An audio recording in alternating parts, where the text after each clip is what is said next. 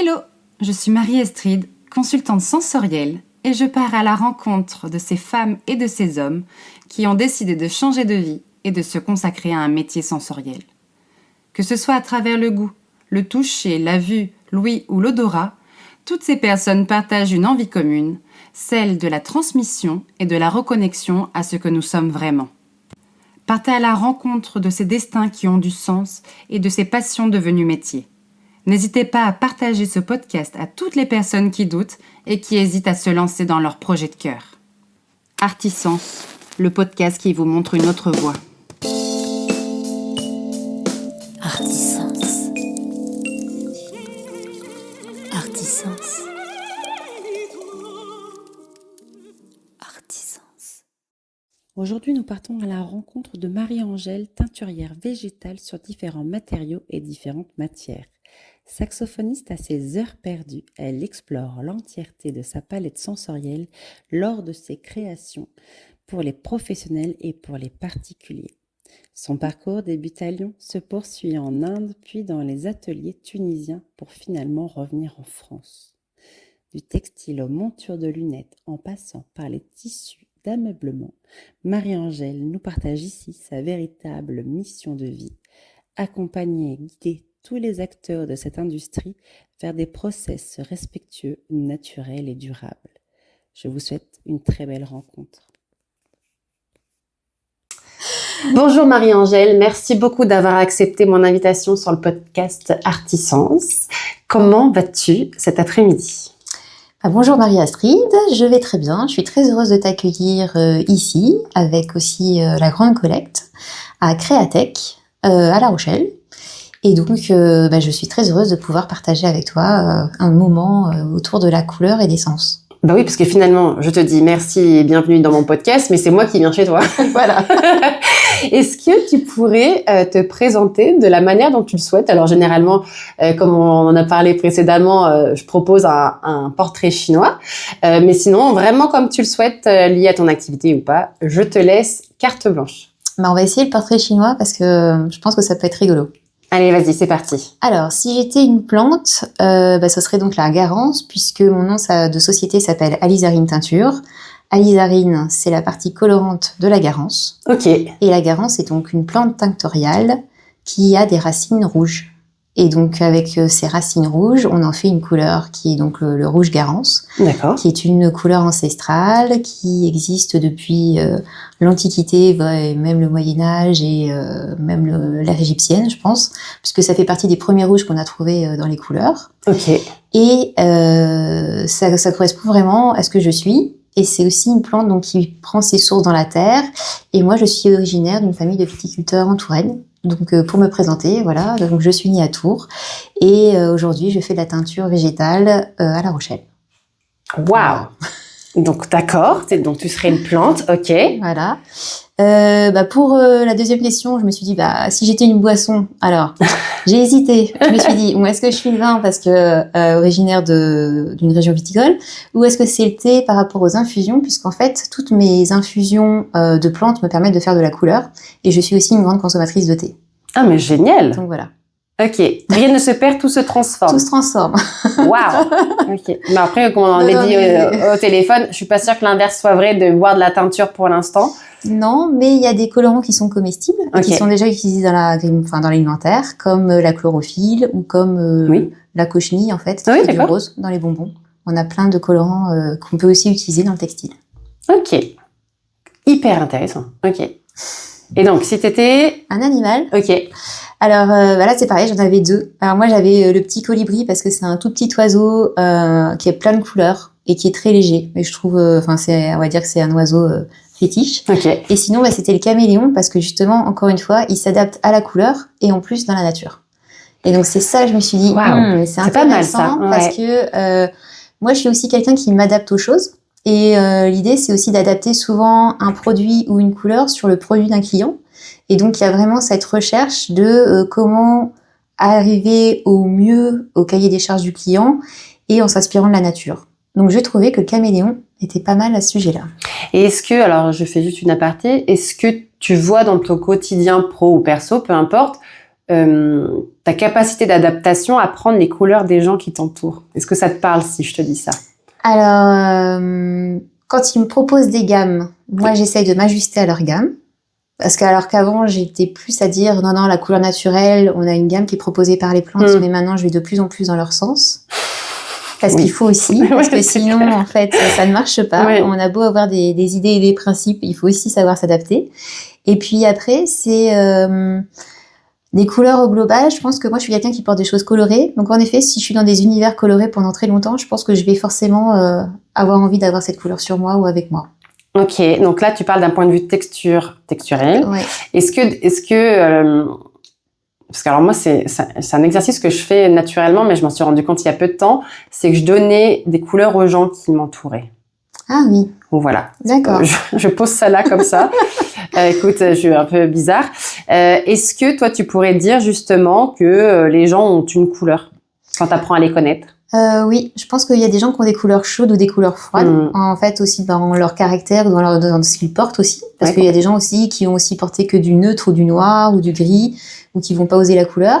D'autres qui vont l'oser. Et je pense qu'aussi dans les tempéraments, on peut parler de couleurs. Donc, Chaude ou froide. Ok, des tempéraments. Donc les tempéraments. Moi, je mettrais ça comme ça. Ok, non, et je pense qu'il y a aussi des gens quand ils rentrent dans une pièce, on peut dire voilà qu'ils sont chaleureux ou accueillants et donc on aurait plutôt voilà même avec des le couleurs, jaune par exemple ou solaire, on parle d'une personne solaire et des gens aussi où des fois quand ils rentrent dans des pièces, ça refroidit tout de suite l'ambiance. Donc ouais, tout à fait. On peut aller dans je pense qu'on pourrait les colorer en effet. Ouais, Un bon exercice. Et donc peut-être que tu as vu un aliment? Alors non, j'ai vu un instrument de musique parce que je fais du saxo-soprano et que j'adore le jazz et que c'est pas forcément quelque chose que je dévoile quand je dis que je fais de la teinture végétale parce que c'est pas du tout ma manière de dire. Oui, et puis je suis aussi saxo. J'ai aussi un hobby, alors je peux vous faire aussi un petit concert de temps en temps entre deux productions. Mais je me suis dit que c'était aussi intéressant de montrer cette facette finalement et que comme tu es toi aussi par rapport au sens, moi avec la couleur végétale j'avais le visuel, l'odeur parce qu'avec les plantes on a une odeur, le toucher parce qu'on a la matière et on a aussi des sonorités, on va dire peut-être dans la casserole ou avec le tissu, mais du coup je pouvais dire que j'étais complémentaire moi-même avec un instrument de musique. Tout à fait. Non, c'est vrai, ça nourrit. Voilà.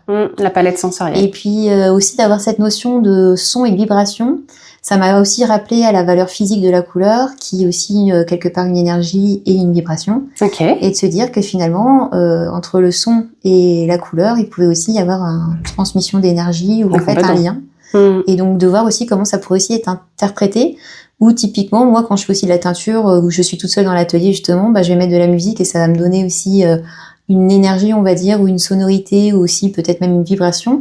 Et est-ce que ça change aussi la couleur? Ça, c'est intéressant. Mais voilà. Ouais, mais alors je pourrais aller même plus loin par rapport à des vidéos qu'on peut voir et puis une connaissance sur le pouvoir de l'eau et etc. Quand il y a des expériences qui tournent actuellement et puis certainement les gens l'ont fait aussi. Quand tu joues d'un instrument, notamment du bol tibétain, tu vois les bols chantants, les vibrations font bouger la surface de l'eau. Oui. Est-ce que tu penses que tu pourrais teindre? Je pars hyper loin. avec une eau qui vibre. Pourquoi pas? Déjà, il y a une certaine vibration puisque quand on amène de la chaleur, déjà, sans justement, je parlais tout à l'heure de thé et d'infusion, moi je ne fais pas bouillir l'eau. On la fait frémir et chauffer justement pour pas après avoir de la soupe de plante, on va dire. L'idée, c'est justement de monter en température. Après, on va parler de hauteur de température pour arriver à atteindre une matière. Donc, on va quand même monter à 80 degrés, voire 90 degrés, mais pas forcément aller à gros bouillon. C'est pas le but. C'est de l'extraction. Donc, c'est une sorte d'extraction. Ok.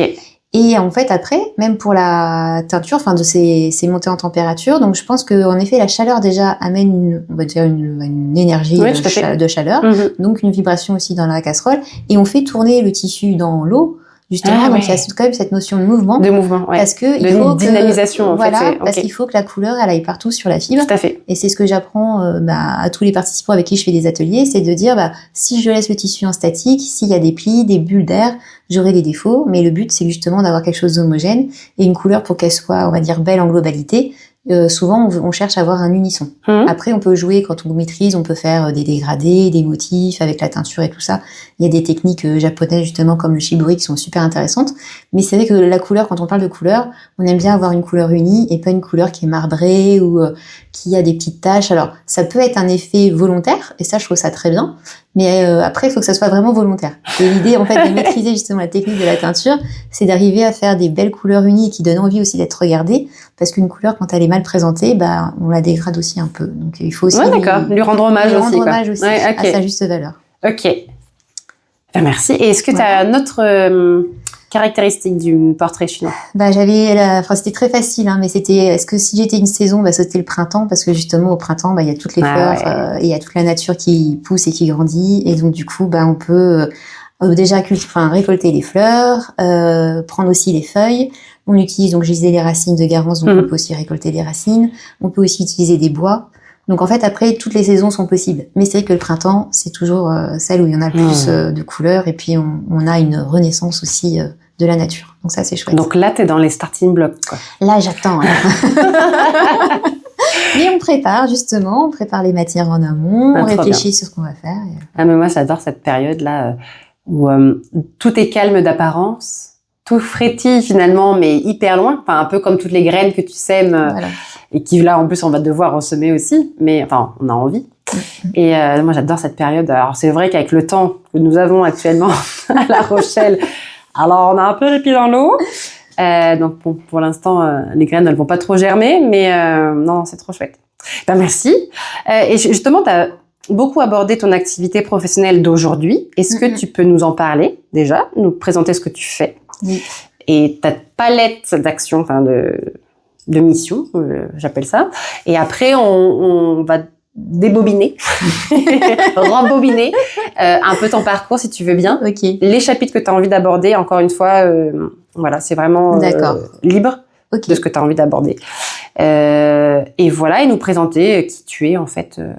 D'accord. Bah, aujourd'hui, donc, depuis 4 ans, je fais de la teinture végétale, donc de la petite à la grande échelle. Sur du textile, sur du papier, sur du cuir. Et sur d'autres matériaux, comme des biomatériaux ou même d'autres recherches de matières et de matériaux issus de la nature souvent, ou qui ont un lien en fait avec des matières naturelles. Et donc ma première fonction, on va dire, c'est d'aider les teinturiers à avoir une vision plus vertueuse. Et en fait, donc je forme les teinturiers de la teinture conventionnelle à la teinture naturelle. Ça c'est chouette. Donc pour cela, voilà, je me déplace chez les teinturiers, donc dans le nord de la France, à Troyes, à Lyon. Et l'idée, c'est justement de travailler donc des recettes de teinture en industrie pour que eux puissent utiliser la teinture végétale en industriel. D'accord, donc à grosse échelle. Donc à grosse échelle. Donc ça, c'est vraiment ma mission de base et c'est aujourd'hui là où je fais vraiment mes actions, on va dire. La deuxième mission, c'est la pédagogie. Donc j'interviens aussi dans des écoles. J'interviens aussi au musée d'histoire naturelle de La Rochelle pour faire des ateliers.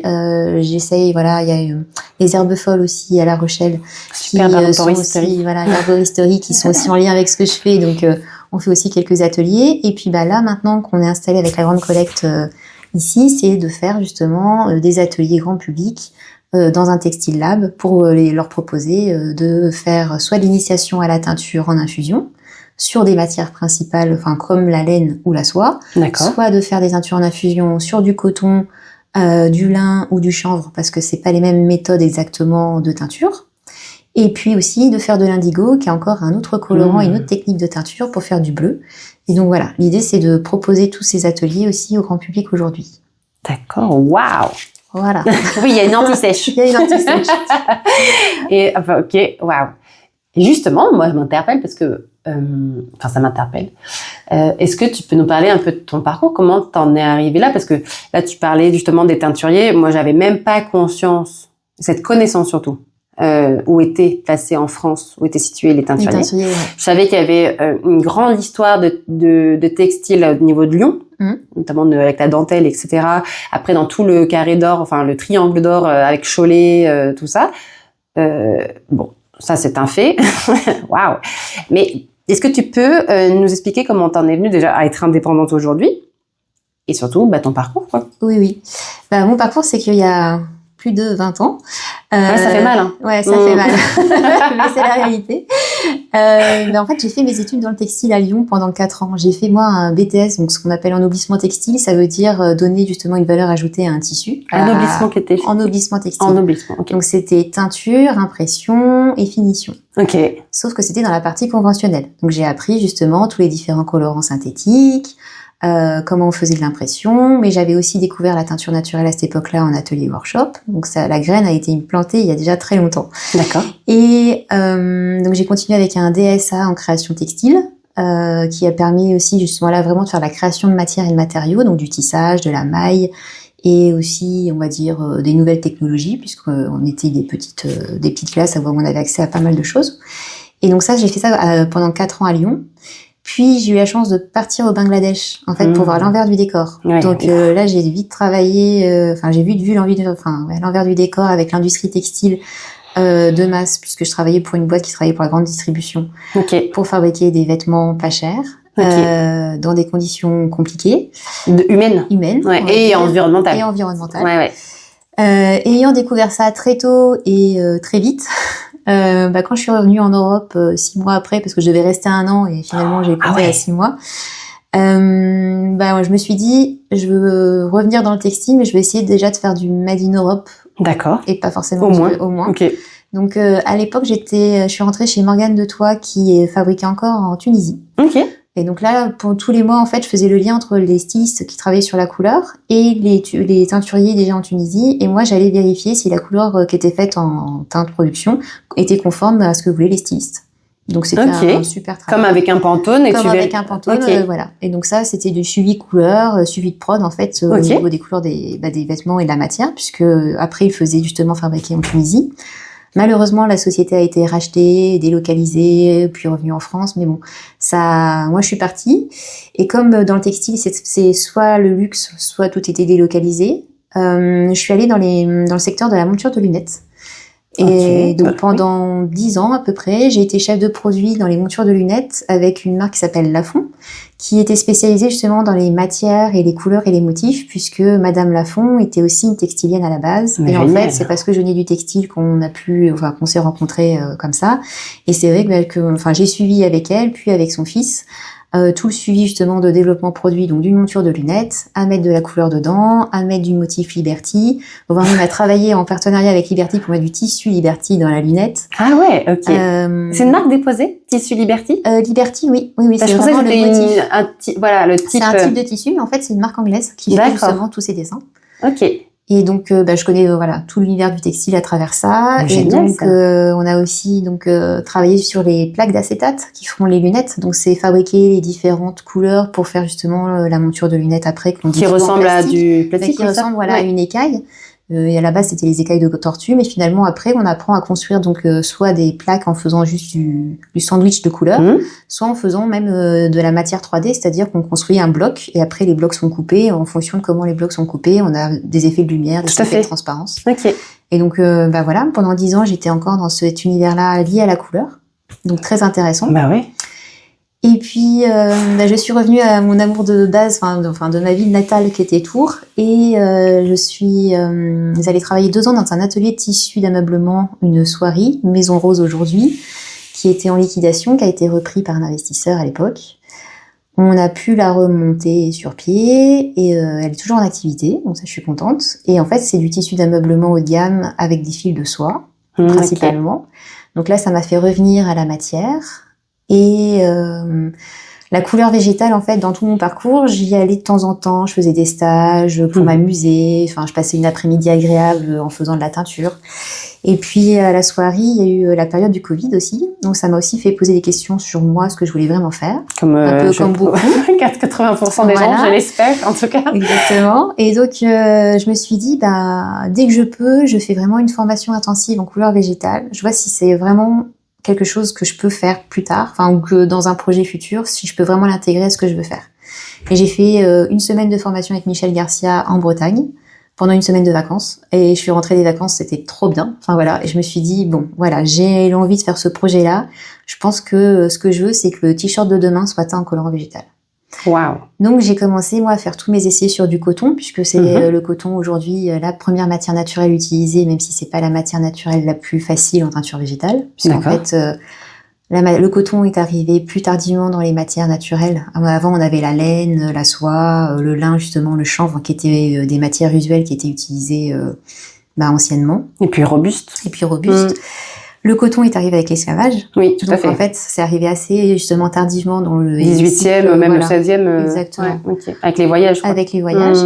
Et puis après est arrivé le synthétique. Donc toutes les matières synthétiques n'ont pas été testées en naturel. Et finalement aujourd'hui, on peut teindre quand même du polyamide, par exemple, en naturel. Il y a certaines matières recyclées qu'on peut teindre aussi en naturel. Donc en fait après il faut vraiment faire des essais et des fois ça marche, des fois ça marche pas, mais les 3/4 du temps ça fonctionne. Et puis c'est surtout que la couleur elle est partout et que dès qu'il y a eu justement le siècle des Lumières et le 18e siècle avec la chimie qui est arrivée, où on est tous passés sur de la couleur on va dire synthétique, on a perdu 2 siècles on va dire du 18e au 20e, 21e, et là maintenant les gens on reprend, donc on recommence à retravailler le colorant naturel. Donc il y a plein de recettes ancestrales, il y a plein de choses dans les bouquins, donc on peut déjà s'en servir. Et ça c'est très bien parce que nous ça déjà nous donne des vraies bases de travail. Sauf qu'on a des nouveaux outils, il y a des nouvelles machines. Mais non, c'est pas forcément adapté, je veux dire. Exactement. Donc là, c'est ce qu'on fait vraiment aujourd'hui, c'est qu'on réadapte les recettes. On les refait vraiment aussi plus vertueuses parce que souvent on parle des mordants qui sont nocifs et tout ça. Alors je dis non, ce ne sont pas des métaux lourds, ce sont juste des minéraux. Et puis, en effet, dans le passé, des teinturiers faisaient des choses pas du tout propres, mais aujourd'hui, voilà, on essaie justement de faire attention à ce qu'on met sur les tissus. Comment on les utilise, l'eau qu'on a, si on peut recycler l'eau ou non, et aussi l'énergie, c'est-à-dire de pas forcément trop chauffer et de faire des choses dans le respect, on va dire, et à la fois de la matière, et à la fois dans le respect des gens qui l'utilisent, parce que malheureusement, ça fait pas partie des choses dont on parle beaucoup aujourd'hui, mais beaucoup de gens qui travaillent dans les teintureries aujourd'hui ont des maladies. Ouais. Comme dans les peintures. Mais comme dans les peintures, exactement, où malheureusement, ce sont des quantités de produits chimiques au quotidien, inhalés. Et alors moi ça fait sourire parce que quand je fais de la teinture végétale aujourd'hui en industrie, justement on sait que je suis là à cause de l'odeur, parce que on a aussi enlevé ces odeurs à la chimie, mais qui sont des fois des odeurs très nauséabondes, mais la couleur naturelle en fait a vraiment un parfum. Oui c'est vrai. Donc, un peu de foin, c'est assez particulier. C'est quand tu le sais, quand tu fais chez le coiffeur par exemple, ça sent c'est bizarre, le maté un peu. Exactement. Donc ça a vraiment des odeurs différentes. Et je pense qu'on a aussi perdu ça, on a tellement aseptisé plein de choses qu'on a oublié justement que la couleur pouvait aussi avoir une odeur. Et ça, je le fais facilement aussi dans les ateliers parce que j'utilise aussi des plantes comme la camomille, des teinturiers, mais qui fait aussi qui est très proche de la camomille qu'on a en infusion. Et donc, d'accord. Et au niveau de l'odeur en tout cas. Et donc c'est vrai que ça fait partie des choses où quand les gens font un atelier teinture végétale, en fait il y a une odeur forcément dans l'atelier puisque il y a les plantes. Voilà. J'ai beaucoup aimé ta phrase. Les couleurs ont une odeur. Mais ça me parle tellement. Non, mais c'est vrai, ça fait du bien, en fait, parce que je suis tombée sur un article qui montrait l'évolution, justement, du côté aseptisé et des immeubles, de la décoration d'intérieur. En fait, tout est devenu gris, blanc, gris, lisse, hygiéniste, à souhait. Mais complètement. Ça va là-dedans, les voitures. Moi, je me souviens de jeux dans la voiture, tu t'ennuies. Il y a combien de voitures rouges, il y a combien de voitures... Et avant, il y avait un pléthore de choix. Là, aujourd'hui, tu vas acheter une voiture de couleur, c'est payant.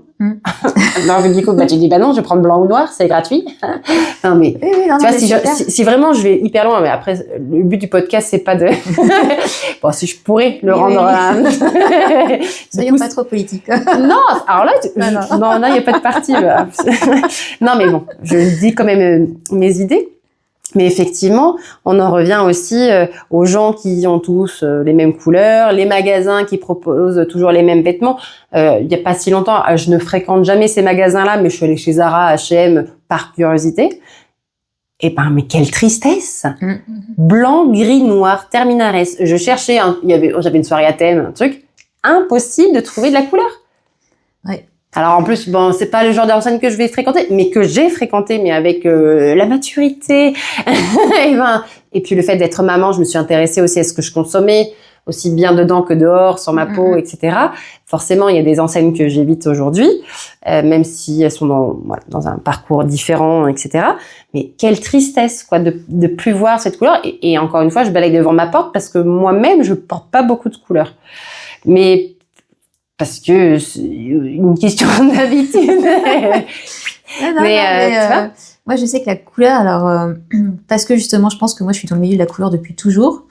Et j'ai toujours porté de la couleur. Ouais, c'est pas un sujet. Non, pour moi, c'est pas un sujet. Ouais. J'avais un t-shirt orange, un pantalon orange bariolé. Bah, c'est pas grave, j'adorais les mettre. J'avais des chaussures rouges qui allaient avec. Je me disais, mais tu ressembles pas un peu à un clown, là? Non, pas du tout. Mais si toi, t'étais bien, bah oui. Mais voilà, parce que moi, en fait, je me suis toujours sentie bien avec la couleur. Et, du coup, voilà, je peux facilement porter un pull vert. Aujourd'hui, j'ai un pull avec des rayures orange. Oui, mais qui donne bonne mine, quoi. Oui, voilà. Mais finalement, c'est vrai que les gens même oublient de porter de la couleur et oublient que la couleur leur fait du bien aussi. Oui, au moral. Au moral, exactement. Tout à fait. Et puis même au teint. Et c'est vrai que ayant travaillé aussi pendant 10 ans avec les montures de lunettes, la lunette c'est un accessoire de mode et c'est un accessoire du visage. Et quand on essaye une lunette, la première chose qu'on fait, c'est qu'on se regarde dans un miroir. Donc on se regarde vraiment. On se regarde, voilà, on a vraiment une image de soi. Et souvent, en fait, même les lunettes les plus folles, on va dire, quand elles sont sur un présentoir, les gens osent pas parce qu'ils se disent « Ah bah non, c'est pas possible, je peux pas porter ça ». Et une lunette au porté, en fait, elle va s'adapter à la carnation de la peau, elle va s'adapter à la forme du visage. Et finalement, c'est un objet qui, presque un peu comme le caméléon au final, va aussi valoriser le visage, va valoriser aussi la personne que l'on est. Et finalement, choisir une lunette, pour moi, c'est pas anodin, je trouve. Et quand je travaillais justement à trouver des couleurs ou à se dire est-ce que ça c'est portable ou pas portable, suivant justement la carnation de peau, la forme du visage, on avait des lunettes qu'on peut mettre et d'autres qu'on peut moins mettre, mais il y a aussi des lunettes qui nous font plaisir et qui peuvent être justement colorées et sans forcément que ça soit vraiment trop extravagant, mais qui peuvent justement avoir une couleur et du coup, comme un maquillage, finalement, ça vient embellir le visage. Oui, et encore une fois, ce que tu penses extravagant pour toi ne l'est pas pour l'autre. Voilà, exactement. Et encore une fois, et tu sais que j'aimerais l'incarner, mais je crois que c'est accepter d'être vu. Aussi. Et regarder et vu. Oui, parce qu'aujourd'hui, c'est vrai que dès que t'as un manteau jaune ou une écharpe ou un bonnet de couleur, tu sors du lot. Tu sors du lot. Bah oui, parce qu'aujourd'hui tout le monde est lisse dans des camailleux qui se ressemblent, tu vois. Et ça, en fait, c'est oser d'être vu. Et regarder. Oui. Et en fait, c'est juste de s'assumer, comme tu disais très justement. Oui, et complètement. Et je pense que même la couleur aujourd'hui, qu'elle soit végétale ou synthétique, en fait, c'est même de vraiment choisir aussi les couleurs. C'est-à-dire que on est parti maintenant à suivre aussi les couleurs tendances, à suivre les cabinets de tendance, à avoir des stylistes qui font 36 000 couleurs parce qu'on se dit comme ça on est sûr qu'il y aura du choix. Sauf qu'au final, comme il y a trop de choix, les gens ils vont vers le plus simple et se disent je prends marron, marine ou noir. Alors que finalement... Ou Bordeaux. Exactement. Ah, déjà Bordeaux. C'est mieux cette année. C'est mieux. Ouais. Voilà. Cette année, c'était Bordeaux, je crois, la dernière, Bordeaux. Chocolat. Mais c'est vrai que c'est, non, mais après, voilà, les couleurs ont des noms aussi. Ah, j'adore. Mais c'est vrai que c'est, je pense que si on donnait peut-être un peu moins de choix ou qu'on proposait ou qu'on mettait en avant justement une couleur franche et qu'on mettait vraiment en retrait les couleurs neutres, les gens ils seraient obligés d'acheter, oseraient plus aussi et voilà. Et je pense que à cette époque-là aussi, enfin je dirais à l'époque parce que là dans ma tête je pensais au Moyen-Âge, c'est qu'en fait les teinturiers étaient aussi les drapiers et c'est eux en fait on leur vendait des tissus et c'est eux qui faisaient la couleur sur les draps et justement ils recyclaient leurs bains et ils teignaient de manière on va dire responsable peut-être plus qu'aujourd'hui parce que c'est eux qui faisaient les couleurs et les gens achetaient les couleurs chez eux. Avec le temps et la mode, le styliste en fait a décidé de la couleur qu'il mettrait. Donc il pourrait toujours commander sa couleur chez le teinturier ou travailler avec lui pour que ça soit une couleur qui soit peut-être facilement réutilisable ou la faire en plus grosse justement production avec d'autres pour que ça soit aussi plus économique des fois. Mais le souci c'est que finalement c'est tellement à se dire je veux le Pantone de telle nuance à telle nuance. Qu'à la fin, on en est pareil devenu trop exigeant et dans une sorte d'absurdité de la couleur, je trouve parfois. Et on est dans des tons où en fait on dit ah non ça passe pas au contrôle qualité, ma couleur elle est pas assez rouge ou pas assez bleue. Oui mais en fait le client final il va juste le voir en boutique et c'est l'achat coup de cœur, ça va être le choix de la couleur, ça va pas être ah oui s'il y avait eu un t-shirt un tout petit peu plus vert finalement je l'aurais porté. Je ne crois pas que le client se pose cette question. En fait à vouloir plaire à tout le monde, à trop de monde. Ouais. bah finalement, il y a pléthore, il y a trop de choix. Et comme tu disais, le consommateur, il va aller vers une tendance sur les réseaux sociaux, sur Oui, machin, oui, et il va y avoir 3 couleurs qui vont sortir. Et le reste, ça va aller où? Ben oui, malheureusement. Donc avec le naturel et surtout avec la grande collecte, on se pose la question aussi de pouvoir surteindre. Et ça c'est pareil, c'est un métier. Aujourd'hui on a les blanchisseries. Ok. Et en fait oui. les blanchisseries c'était aussi des teinturiers à une période. On pouvait reteindre les vêtements. Aujourd'hui reteindre un vêtement, bah justement c'est malheureux, mais il y a Idéal et Dillon justement, puisque j'ai recherché ça il y a pas très longtemps sur internet, qui proposent des couleurs synthétiques à faire en machine à laver, et c'est déjà très bien. Ok. Sauf qu'il y a plein de gens qui ne savent pas qu'on peut reteindre les vêtements. Après, Bah ils bon. ont peur de tacher la machine à laver, ce que je peux comprendre, mais ça se nettoie aussi, comme on nettoie finalement n'importe quelle machine. Et de se dire que finalement, en teinture naturelle, moi, il y a des gens qui m'apportent des vêtements pour les surteindre. C'est-à-dire, ils ont fait une tâche et ils se disent « Ah, est-ce qu'on peut le rattraper en teinture ?» Alors je leur dis oui, mais moi je dis attention, je fais pas de la teinture conventionnelle, je fais de la teinture naturelle. Donc déjà, c'est pas la même chose, le colorant est plus cher, c'est pas la même technique, je peux pas tout teindre, je peux pas tout reprendre, mais je peux déjà essayer. Et déjà, je sais que le naturel marche même sur des taches d'eau de javel. Ah, pas mal. Ok. Peut faire de la surteinture, c'est-à-dire que même si on a un t-shirt qui était bleu ciel, qui était en conventionnel, et ben on peut le reteindre en bleu plus foncé, ou même d'une autre couleur. Et que finalement, donner aussi une durée de vie à nos produits, parce que si on a des matières de bonne qualité à la base, C'est toujours pareil. voilà, et que justement on a un vêtement qui dure dans le temps et qu'on veut continuer à le porter, et ben on peut aussi lui donner ça une prolongation de vie justement en le teignant une deuxième fois. Ok. Voilà. Bah oui, mais en fait, je crois qu'il y a une méconnaissance ou une perte de connaissance. Il y a une perte de là-dessus. connaissance de tout ça. Ouais. Et en fait, Et de transmission. Et de transmission. Et comme nos vêtements aussi, on ne connaît plus les matières. Moi, je suis dans la pédagogie. Aujourd'hui, je vais dans les écoles. J'amène même une fleur de coton pour montrer aux enfants d'où vient le coton. Parce qu'il ne pousse pas sur les moutons, le coton. Mais tu sais, tu peux prendre les légumes, c'est pareil. Hein. Mais voilà. Donc, c'est de dire que justement, la laine peut venir du mouton, la chèvre, enfin d'autres animaux. Que la soie, d'où ça vient, du à soie. Ah oui, de faire Ouais, voilà. Bon, alors après, on explique le papillon, mais non, mais c'est aussi voilà de montrer aussi d'où viennent les matières, génial. de savoir même naturellement. J'ai fait le test il y a une semaine, une classe de CM2, de leur dire de quoi était fait leur pull, leur t-shirt, parce qu'ils portaient. Donc il y en a plein qui m'ont dit coton, coton, coton ou laine, enfin voilà. Et je leur dis est-ce que vous pouvez regarder l'étiquette? Et en fait, ils ont regardé l'étiquette et ils se sont rendus compte qu'il y en avait la moitié qui pensaient que c'était du coton alors que c'était du matière synthétique. Ouais, tout à fait. Qui portaient un t-shirt en polyester ou un mélange polyester-coton. Et donc déjà, même s'ils avaient la douceur du coton, ils se sont rendus compte que c'était pas la matière en fait. On leur a menti. On leur a pas menti, on leur a pas dit. Oui. Et puis je pense que même leurs parents ou peu importe qui a offert le t-shirt, n'en a même pas conscience. Non. Et en fait déjà, rien que de leur dire, regardez quelle matière vous avez sur vous, quelle matière, avec quoi sont faits aujourd'hui vos vêtements, et du coup d'où vient la couleur sur vos vêtements. Ok. Là, de la pétrochimie. Bah oui. Ah, ça vient du pétrole? Oui. Ça vient pas des fleurs? Non. Donc aujourd'hui, c'est vraiment cette pédagogie, puis de leur dire qu'est-ce qu'on peut faire, et puis à la fin, c'est de montrer qu'on peut justement mettre une couleur sur un morceau de tissu. Ouais, donc tu plantes des graines, c'est pas mal ça. Ouais. Ok. Et dans tout ce parcours, est-ce que alors j'aime pas parler d'échecs, mais est-ce qu'il y a eu des expériences plus compliquées que d'autres? Oui. Et si tu as envie de nous en partager ou pas. Et est-ce que t'as toi des outils, des astuces, de l'accompagnement qui t'a aidé et qui t'aide aujourd'hui d'ailleurs? Moi alors déjà, donc je me suis lancée il y a 4 ans. Je suis passée par une couveuse entreprise avec Audacio à La Rochelle pour justement voir si mon projet était viable. Okay. Donc j'ai pu le tester et être justement un peu chouchoutée, on va dire. J'avais des rendez-vous tous les mois justement pour m'aider à voir comment ça se passait. Après, je me suis jetée dans le grand bain, j'ai lancé ma structure. Finalement, maintenant, je suis dans le portage salarial. Donc, je continue mon activité, mais j'ai fait les deux. Ouais, en fait, je continue mon activité et je suis devenue un salarié d'une structure. Donc, ils prennent une commission sur ce que je fais, mais je reste indépendante dans ma manière de travailler et de chercher mes clients. Oui, donc t'es en portage salarial? Oui. Ok. Et donc, mais je continue mon activité comme je l'entends. Oui, parce que tu choisis tes clients et après, c'est juste le contrat qui est tripartite. Exactement. Ok. Donc ça, pour moi, je trouve que c'est quand même ça m'a permis justement dans les moments difficiles de pouvoir rebondir. Ah bah c'est sûr. Parce que quand on est tout seul avec sa compta et tout le reste, c'est pas toujours évident.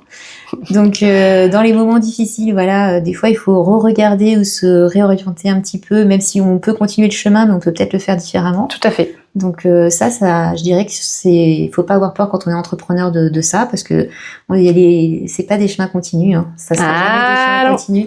Et donc, voilà, avec les hauts et les bas, ça permet justement de voir quelle route on peut prendre.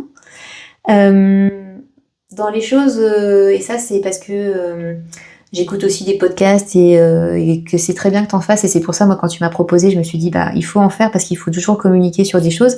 Mais c'est une fille qui me dit, un podcast qui s'appelle Be Boost et qui dit, justement, il faut toujours faire, et même si c'est pas bien, c'est pas grave, mais il faut faire. C'est Aline.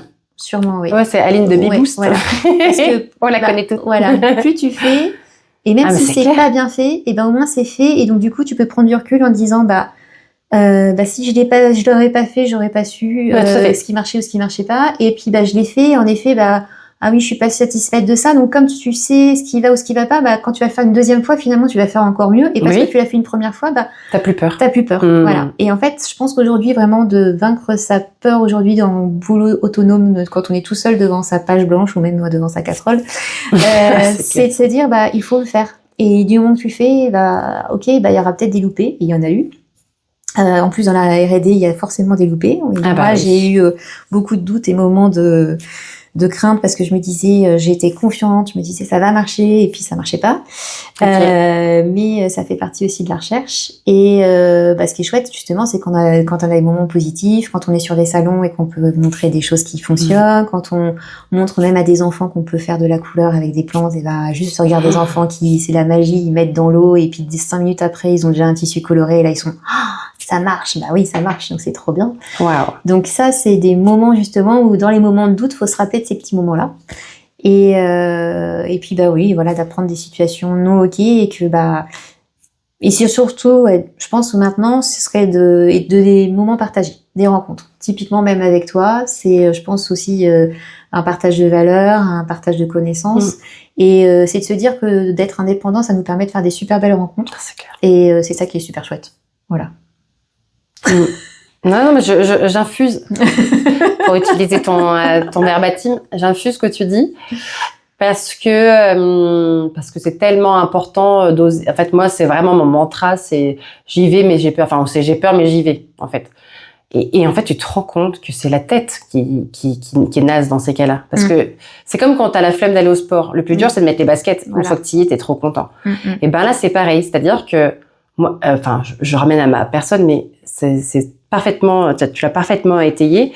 C'est-à-dire que nombre de fois où je me suis dit, quand même pas, je vais pas oser, ou ah non, mais ça le fait pas, ou peut-être que, et en fait, juste, tu poses ton cerveau 5 minutes, tu fais ton action, contacter quelqu'un. Mais même moi, je suis commerciale depuis 15 ans, mais j'ai toujours peur, en fait, et encore plus quand c'est mon entreprise. C'est-à-dire que pour le compte de quelqu'un d'autre, au pire, tu te caches derrière un peu ta boîte. Mais là, en fait, c'est quoi le risque? Au pire, il te répond pas. Exactement. T'es un peu juste frustré. Voilà. Et puis, des fois, tu peux faire des super belles rencontres. Ah oui. Donc, faut y aller. C'est ça. Et c'est sûr que, quand tu m'as contacté, oui, pourquoi pas. J'avais pas du tout pensé, au tissu, à la teinture, dans le côté sensoriel, bien évidemment, toucher, les textures. J'utilise beaucoup de tissus, moi, pour faire comprendre. Alors, et du prisme du vin avec le toucher de bouche. J'essaie vraiment c'est pas évident parce que tu sors du velours et tu dis, hein? Bon, alors passe-moi le scrutch de la l'éponge. Je vais te montrer les tanins. Exactement. Mais, si tu veux, là, t'es venu me chercher en me disant, ah oui, en fait, t'as ramené de la douceur à l'image du tissu quand tu m'as contacté et quand on s'est eu au téléphone ensuite. Et surtout qu'on s'est rendu compte qu'on était dans la même ville. Et en fait, de se dire, waouh, ok, et là, ce que tu as dit tout à l'heure en disant, voilà, la couleur a une odeur, la transmission, on partage énormément de valeurs. Puis en plus, tu m'as dit que tu étais d'une région viticole, qui avait quand même un lien avec le vin. Je dis ça, je dis rien. Mais non, c'est très génial. Et effectivement, de toute façon, c'est la plus grande école et la plus difficile. Il y en a deux. L'entrepreneuriat et être parent. C'est clair. En fait, voilà.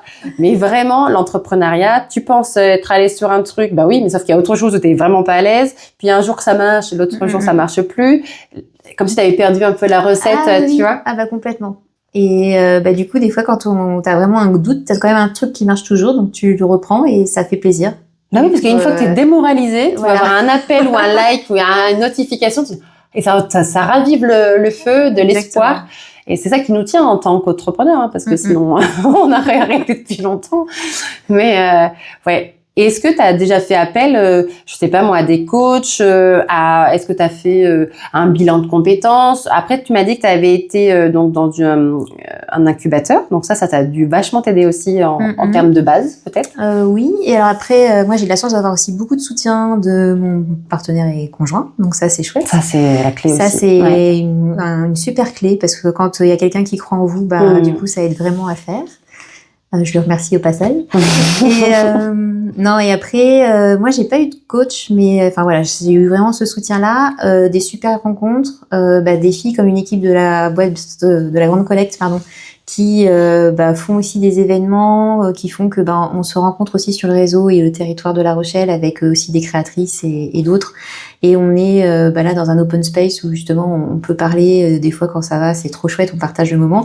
Puis des fois quand ça va pas, justement on essaye de se remonter le moral parce que ça fait du bien. Je pense que l'entrepreneuriat, on est souvent seul, mais si on trouve après les bonnes personnes avec qui s'entourer pour récupérer justement la bonne énergie de temps en temps, c'est facile à dire quand je le dis comme ça, parce que je pense que maintenant j'ai la chance d'avoir j'ai ces bonnes personnes en ce moment. Il y a aussi les clients avec qui on travaille. Des fois, ça peut devenir des partenariats et ça peut devenir aussi des super rencontres. D'autres avec qui on sait que ça se fera jamais, mais il y a des gens avec qui, ou juste une fois, des fois ça peut faire partie aussi des choses. Moi après, je dirais mon coach perso, c'est le sport. Il y a la musique aussi, mais je fais aussi beaucoup de courses à pied. Donc ça me permet aussi de vider la tête et de reprendre aussi de l'énergie autrement. Passer par le corps. Passer par le corps, voilà. Le yoga aussi, voilà. Faut aussi avoir les deux. La musique, mais c'est vrai que j'ai besoin de beaucoup d'interactions, avec d'autres. Et j'aime aussi le relationnel, donc c'est vrai que je vais aussi voir mes clients. Au début de l'année, je suis allée, la première semaine, je suis allée voir tous mes clients en physique, parce que pour moi c'est super important. Donc, et tu as loupé la neige à La Rochelle. Exactement. Je l'ai vue à Paris et dans le Nord, du coup. Voilà.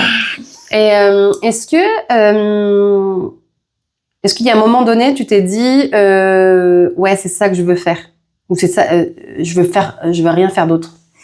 En fait, je me suis rendu compte que le métier que je faisais aujourd'hui, c'est l'accumulation, ou la superposition de tous les métiers que j'ai fait depuis que j'ai commencé à travailler, donc depuis 20 ans. Génial. Puisque finalement, je suis, on va dire, chef de projet ou chef de produit de mes propres projets, ou des projets que je fais avec mes clients. Ça, c'est par rapport à mon expérience à la lunette.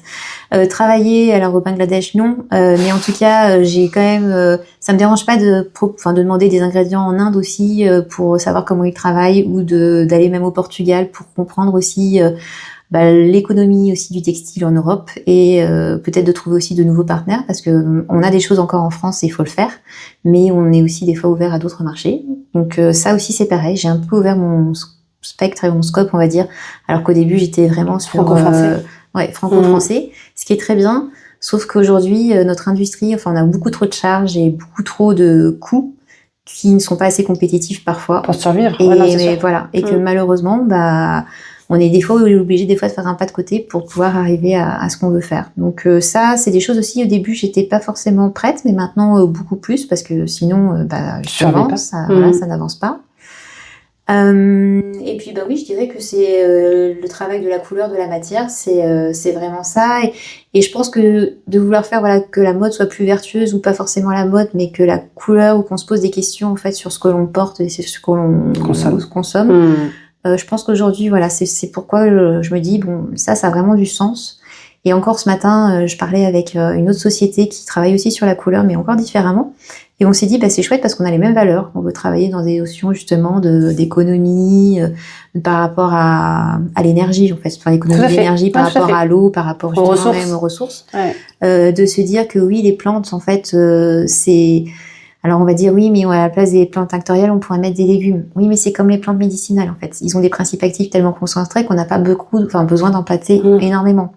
que en fait avant dans un jardin il y avait des plantes tinctoriales, il y avait de quoi se nourrir, et il y avait de quoi je dirais pas se vêtir, mais se colorer aussi. D'accord. Et que si on peut coopérer tous ensemble, que justement ça peut aussi apporter même pour les agriculteurs d'avoir des revenus un peu plus importants, parce qu'une plante tinctoriale elle a plus de valeur des fois qu'une céréale. D'accord. Donc ça peut aussi valoriser un territoire ou un terroir. Et un terroir d'ailleurs, parce que comme pour le vin justement, les plantes tinctoriales, elles ont aussi des terroirs. Et une garance qui pousse dans le sud, une garance qui pousse en Bretagne, elle a pas la même couleur parce qu'elle a pas les mêmes terres. Okay. Et comme pour un vin ou un cépage, on a un peu les mêmes choses. Sauf que, et donc aujourd'hui, on commence de plus en plus à avoir de fabricants justement de colorants. Donc on en a déjà 2 gros fabricants de colorants en France. Et on a aussi justement des agricultrices, des fermes, des AMAP. Et on commence à avoir de plus en plus justement de matières premières colorantes à disposition. Donc ça, c'est déjà super chouette. Et il y a des AOP chouette. Alors, pas encore, parce qu'après, je pense que c'est compliqué, mais il y a quelque chose, je crois, en Occitanie qui est en train de se faire, avec un RESEDA d'Occitanie. Il y a déjà, à Avignon, je sais qu'il y a quelqu'un qui travaille sur la garance, et parce qu'elle est arrivée aussi par Avignon, en fait, la garance, historiquement. D'accord. Et donc, on a aussi un terroir et un territoire qui est lié à ça. Et peut-être, parce que je sais qu'elle travaille avec les agriculteurs justement sur ce sujet-là. Donc ça fait partie aussi des choses où il pourrait peut-être y avoir des certificats. Mais aujourd'hui, on a plus des certificats liés au textile, donc liés à savoir si notre colorant il est GOTS ou non, plutôt que de dire justement si c'est une plante qui pourrait être... oui, pas à la matière première, pas à la source. Mais pas à la source. Et est-ce que, juste pour faire sur la matière première, le focus, est-ce que il y a est-ce que tu vois qu'il y a une contrainte ou une mauvaise évolution, je sais pas comme le terme, mais en tout cas vis-à-vis du réchauffement climatique ou des inondations, clairement, chaleur ou eau, on va dire ça comme ça. Et est-ce que on peut parler comme dans les plants de vigne d'hybrides, de résistants, etc. Est-ce que ça existe en termes de plantes? Alors déjà en termes de plantes, les plantes tinctoriales pour moi elles existent déjà, depuis la nuit des siècles, mais il y a déjà des plantes connues en fait dans le monde et de partout pour faire du bleu. Tout le monde a cultivé l'indigo, que ce soit en Afrique, au Japon, alors aux États-Unis aussi, mais en Europe en fait c'était l'indigo ou des plantes persicales se rapprochant, donc le bleu pastel aussi. On a le bleu d'Amiens dans le nord par exemple, on a le bleu de Lectoure qui est un bleu pastel. Et on arrive à planter l'indigo en France. Donc on a de l'indigo. Avec le réchauffement climatique, on risque justement d'avoir de plus en plus de plantes tropicales qu'on pourrait avoir en France qu'on n'avait pas avant. Mais déjà aujourd'hui en France, on a le jaune avec le RESEDA qui pousse justement en Poitou-Charentes et dans le sud de la France. On a la garance qui pousse déjà même en Bretagne, Poitou-Charentes aussi. Donc ça c'est rouge. Ça c'est rouge. Et le bleu. Et en fait avec les 3 couleurs primaires, après on fait toutes les couleurs. Donc, trop bien. On en est de la vie. Mais en fait, oui, pour l'instant, il n'y a pas de frein à l'expansion. Il n'y a pas de frein. Après, c'est beaucoup de préjugés. C'est, elles ne tiennent pas. C'est des couleurs pastel. En fait, c'est la méconnaissance. Donc, c'est pour ça aussi que je fais des ateliers pour montrer, en fait, que ça tient, que ça peut avoir des couleurs vives et que justement, il n'y a pas de souci, en fait, même par rapport aux nuances aujourd'hui. Parce que c'est le métier de teinturier, en fait, de travailler la couleur et qu'elle tienne dans le temps. C'est la définition d'un teinturier. De savoir maîtriser la couleur et qu'elle tienne dans le temps. Donc pour moi en fait, ce sont des préjugés de non-connaissance ou d'expérience en fait artisanale même de la maison. C'est-à-dire ah oui, j'ai utilisé du chou pour faire de la couleur et puis c'est parti. Bah oui, mais c'est normal parce que c'est un colorant qui ne tient pas. Donc en effet, nous ça nous tâche les mains quand on le cuisine, mais réellement c'est un anthocyane et ça ne fonctionne pas. Donc après ça reste de la chimie appliquée, la couleur végétale. Si on connaît la chimie, il y a des choses qui fonctionnent et il y a des choses qui fonctionnent pas. C'est la chimie organique. En fait, après, tout s'explique. Oui, mais quand on parle comme ça a l'air tellement simple. Mais après, voilà, on a pourquoi le colorant jaune, qui contient des flavonoïdes, tient bien. L'indigo, c'est l'indigotine. Enfin voilà, je parlais de la garance, c'est l'isarine. Non, mais c'est comme le vin en fait. C'est comme le vin. Voilà. Et puis après, les tanins, justement, comme dans le vin. Où on a le tanin des bois, on a le tanin du châtaignier qui est vraiment utilisé justement pour tanner le cuir. L'acacia, le quebracho, enfin voilà, il y a plein de bois en fait qui nous permettent justement d'avoir des tanins. Et aujourd'hui, on peut déjà justement ce qu'on dit mordancer, donc déjà attirer la couleur sur un tissu ou sur une matière avec un tanin, tout simplement. Ça sert à ça? Ça sert à ça. Ok. Et ça consolide encore plus sa couleur. Oui, et puis ça fait durer dans le temps. Voilà. Comme le vin. Exactement. C'est la structure. Voilà. Waouh. Ah non, mais il y a des gros parallèles à faire. Non, mais alors, on va pas pouvoir faire un podcast de 4 heures, mais par contre, on va continuer la discussion. J'ai 2 autres questions à te poser, si tu veux bien. Est-ce que tu aurais une Madeleine de Proust? Alors, tu m'as dit cette question-là la première fois, dans la lecture du questionnaire, je me suis dit, qu'est-ce que je vais pouvoir dire? Ça peut être, bien sûr, comestible, mais ce n'est pas forcément comestible. Exactement. Et donc, je me suis dit, par rapport à la couleur végétale, tout simplement, moi, quand j'ai des fleurs de cosmos orange, qui sont séchées, elles sont déjà très jolies parce qu'elles sont orange, orangées, rouge, orangé jaune. Déjà, la fleur de cosmos, même séchée, en fait, elle est très jolie. Et dès que je la mets dans l'eau, elle fait un bain orange. Et dès que je teins, je sais que j'ai toujours un orange vif. Et donc, je vais pouvoir même te le montrer. Oui, je vais prendre des photos, ça va être trop chouette. Mais ce que je veux dire, c'est que je sais que c'est la couleur à tous les coups où, en plus sur de la soie, on a toujours un super beau orange lumineux. Voilà. Celui-là? Celui-là ou celui-là. Ah, c'est un orange, ça? Ouais, pour moi, c'est un orange. Ah, pardon. Alors, je prendrai la photo. Pour moi, c'est plutôt un jaune tournesol. Et d'ailleurs, c'est le jaune tournesol de mon logo. D'accord. Et après... Non, mais je suis pas très bonne en couleur. Non, mais justement... Chacun son expertise. Son expertise. C'est beau. Et après, on a, il y a les boîtes Campèche qui marchent forcément souvent à tous les coups aussi. Mais c'est vrai que moi, la fleur de cosmos, ça me rassure. Et puis sur la laine, c'est la Garance parce que c'est pareil. Souvent, le rouge, c'est une couleur qui est un peu compliquée à faire, mais dès que je la fais sur un morceau de laine ou même sur un coton que j'ai bien préparé, je peux arriver à des intensités de couleurs sur la même page. Ouais. Ah, c'est bon, j'adore. Ouais. Ça, c'est vraiment mon rouge, ça. Fond, qui fonctionne bien. Ça me rappelle, alors tu vois, notre podcast, il me rappelle le podcast que j'ai enregistré avec Hélène de Potica, qui est potière, reconversion aussi. Et justement, elle parlait de la couleur avant cuisson. L'émaillage et tout. Incroyable. Le pari que tu fais chaque fois, c'est... avant de mettre au four et après de voir le rendu. Après aussi, la perte que tu as aussi, parce que c'est pas le rendu pour le client. Mais non, énorme, génial. Et dernière question que je t'ai pas envoyée. Qu'est-ce que tu dirais à la petite Marie-Angèle aujourd'hui? Et tu prends celle que tu veux, celle de 5 ans, 8 ans, 10 ans.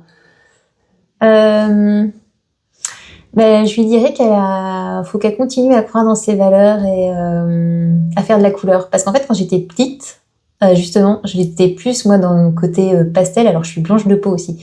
Et j'avais un côté... on me faisait souvent des remarques aussi parce que j'étais blanche. Ok. Pâle, entre guillemets. Ouais, voilà. Et ça a souvent été quelque chose qui m'a marqué quand j'étais petite. Et finalement, je pense que c'est ça qui m'a donné envie de porter de la couleur après. Et alors, je rougis très vite aussi. Ça, c'est encore autre chose. C'est les émotions. Mais je pense que ça m'a galvanisée à me dire, justement, je suis pas blanche et je suis pas transparente comme on a pu me le dire. Ou comme un cachet d'aspirine parce que c'était blanche comme un cachet d'aspirine. Mais c'est ça les expressions. Voilà. Les années 80, c'était ça. Exactement. Et en fait, non, et je pense que c'est peut-être ça qui m'a donné envie de mettre de la couleur dans ma vie et de te me dire, la petite Marie-Angèle, t'inquiète pas, tu auras de la couleur plus tard et des belles couleurs. Et puis tu vas en donner aux gens. Et ça, c'est génial. Ouais, c'est pas les paillettes, toi, c'est la couleur. Ah non, moi, c'est la couleur. Alors, je me permets de te le dire, c'est qu'au début, effectivement, je t'ai vu et rencontré pour la première fois physiquement, je me suis dit, oui, effectivement, elle est de carnation pâle. Mais quand tu parles de ton métier, et là, je te dis, je te vois en couleur. Non, mais c'est incroyable quand même. Il faudrait que je fasse des photos maintenant, avant, après. Ah oui. Je trouve ça incroyable. Tu t'es teintée de toutes tes expériences, de tout ce récit que tu m'as conté. Et je te remercie parce que j'ai pas vu le temps passer. Je sais même pas quelle heure il est. Ah bah oui, quand même. Non, et je crois que l'exemple que tu m'as dit, j'avais pas du tout pensé, et je pense que c'est la première fois que je l'évoque. Sur le fait que j'étais la petite fille. C'est vrai? Ouais. Mais c'est drôle parce Elle est magique, cette question. C'est pour ça que je l'en vois pas. C'est pour ça que je l'en vois pas. Mais en tout cas, je te remercie et j'espère vraiment que ton récit et notre discussion va vraiment, déjà, à toi, te satisfaire à le réécouter. Tu verras, c'est assez thérapeutique. Et c'est surtout que si ça peut inspirer, ou si on peut semer des graines, encore une fois, pour montrer le côté, là, on a abordé beaucoup de sens d'un coup, mais que tout prend une dimension supplémentaire et a une histoire à raconter quand on se reconnecte, déjà à la matière, au corps, et qu'on le transmet à notre tour. Et en fait, c'est ce que tu proposes aussi aujourd'hui dans ta vie. C'est-à-dire qu'en plus, t'es passé par des étapes où tu donnais de la couleur aux gens, par différentes matières, que tu utilises aujourd'hui et après en plus avec les lunettes. Donc enfin, t'es quand même sacré, enfin, tout terrain. Et qu'aujourd'hui, les gens, si on reste trop dans nos têtes, on t'aurait peut-être continué au Bangladesh sans te poser de questions. Oui, Sauf que tu t'es remis aussi au centre de ta vie, de dire, OK, comment je m'aligne à mes valeurs, par quoi ça va passer, etc. Et cette reconnexion, elle devient primordiale.